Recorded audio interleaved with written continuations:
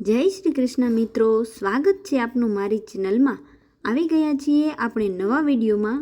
Video પસંદ આવે તો લાઈક કરો, શેર કરો અને મારી ચેનલ પર પહેલી વાર આવ્યા હોય તો સબસ્ક્રાઈબ જરૂર કરો, જેથી આગામી વિડીયોની માહિતી આપ સુધી તુરંત પહોંચી શકે.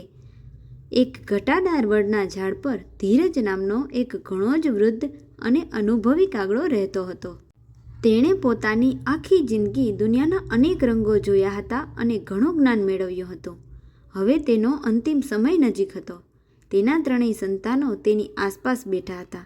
વૃદ્ધ કાગડો ખૂબ જ નબળો પડી ગયો હતો. તેનાથી ઉડાતું પણ નહોતું. સંતાનોએ પૂછ્યું, પિતાજી, તમે આખી જિંદગી ભારે સ્વાભિમાનથી જીવ્યા છો. અત્યારે તમારી આ હાલત છે તો અમે તમારા માટે શું કરીએ? અમને એવું જ્ઞાન આપો જે જીવનભર કામ આવે.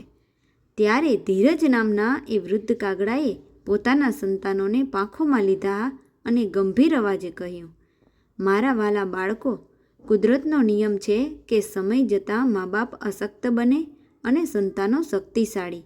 પણ યાદ રાખજો, માતા પિતાએ ભૂખે મરી જવું મંજૂર હોવું જોઈએ, પણ સંતાનો માટે મોટો થઈ જાય ત્યારે તેની પાસે આ 3 વસ્તુઓ ક્યારેય ન માંગવી જોઈએ. જો માંગશો તો તમારો આત્મસન્માન પણ મળશે અને સંતાનોનો પ્રેમ પણ. તેણે કાગડાની 3 અલગ અલગ વાર્તાઓ અને અનુભવો દ્વારા આ 3 મહામૂલી વાતો સમજાવી. સંતાનો પાસે અધિકારપૂર્વકનો ખોરાક કે આશરો ક્યારેય ન માંગવો. વૃદ્ધ કાગડાએ પહેલી વાત સમજાવતા કહ્યું, મેં પેલા પાડોશી ઝાડ પર રહેતા કરસન નામના કાગડાને જોયો છે. તે ગઢો થયો ત્યારે પોતાની જાતે શિકાર કરવાનું છોડી દીધું અને સંતાનો પાસે હક જમાવીને રોજ સારો ખોરાક માંગવા લાગ્યો કે મેં તમને મોટા કર્યા છે, હવે મને ખવડાવો. શરૂઆતમાં સંતાનોએ આપ્યું, પણ ધીમે ધીમે તેઓ કંટાળી ગયા અને કરસનને નકામો સમજીને માળામાંથી હાંકી કાઢ્યો. પ્રથમ જ્ઞાન: સંતાનો જ્યારે સમર્થ બને ત્યારે માતા પિતાએ તેમના પર બોજ બનવાને બદલે અથવા પોતાનો હક જતાવવાને બદલે પોતાનાથી થાય એટલી મહેનત કરવી અથવા તો સંતાનો પાસેથી જે આપે તેમાં સંતોષ માનવો. ફરજ પાડીને કે હક જમાવીને ક્યારેય આશરો કે રોટલો ન માંગવો, કારણ કે માંગેલો આશરો સન્માન છીનવી લે છે. બીજું, તેમની અંગત જિંદગીમાં તમારો નિર્ણય કે દખલગીરી ક્યારેય ન માંગવી. બીજી વાત સમજાવતા કાગડાએ કહ્યું, બીજી ભૂલ મેં એક ચતુર નામના કાગડાને કરતા જોઈ છે. આ સંતાનોએ પોતાનો નવો માળો બનાવ્યો અને પોતાની રીતે જીવવાનું શરૂ કર્યું, પણ ચતુર કાગડો દરરોજ તેમના માળામાં જઈને દખલ કરતો. આમ કેમ કરવા બેઠા છો? આમ કેમ ઉડો છો? મારો નિર્ણય જ સર્વોપરી છે, એવું કહીને પોતાનું ધાર્યું કરાવવા માંગતો હતો. પરિણામે તેના સંતાનોના મનમાં તેના પ્રત્યેનો આદર ખતમ થઈ ગયો અને તેઓ તેને છોડીને દૂર ચાલ્યા ગયા. દ્વિતીય જ્ઞાન: સંતાનો જ્યારે પોતાના પગ પર ઊભા રહે અને સમજદાર થાય ત્યારે તેમની અંગત જિંદગી, પ્રાઇવસીમાં બળજબરીથી દખલગીરી ન કરવી.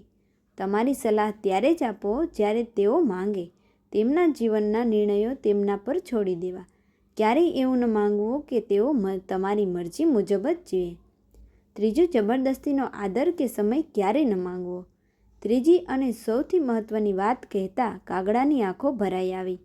મેં જંગલમાં એવા પણ પક્ષીઓ જોયા છે જે પોતાના સંતાનો પાછળ 24 કલાક રડતા રહે છે કે તમે અમને સમય નથી આપતા, તમે અમારો આદર નથી કરતા. જે આદર ભીખમાં માંગવો પડે તે આદર નથી હોતો, પણ દયા હોય છે. સંતાનો પોતાના જીવનની ભાગદોડમાં વ્યસ્ત હોય ત્યારે તેમની પાસે જબરદસ્તીનો સમય ન માંગવો. તૃતીય જ્ઞાન: આદર અને પ્રેમ હંમેશા કમાવવા પડે છે, માંગી શકાતા નથી. તમારું વ્યક્તિત્વ એવું રાખો કે સંતાનો પોતે ખેંચાઈને તમારી પાસે આવે. જો તમે સતત ફરિયાદ કરશો કે તમે મને સમય આપો, તો તેઓ ફરજના ભાગરૂપે તમારી પાસે બેસશે, પ્રેમથી નહીં. ભલે ભૂખ્યા થઈ જવાય, પણ સંતાનો પાસે પ્રેમ અને આદરની ભીખ ન માંગવી.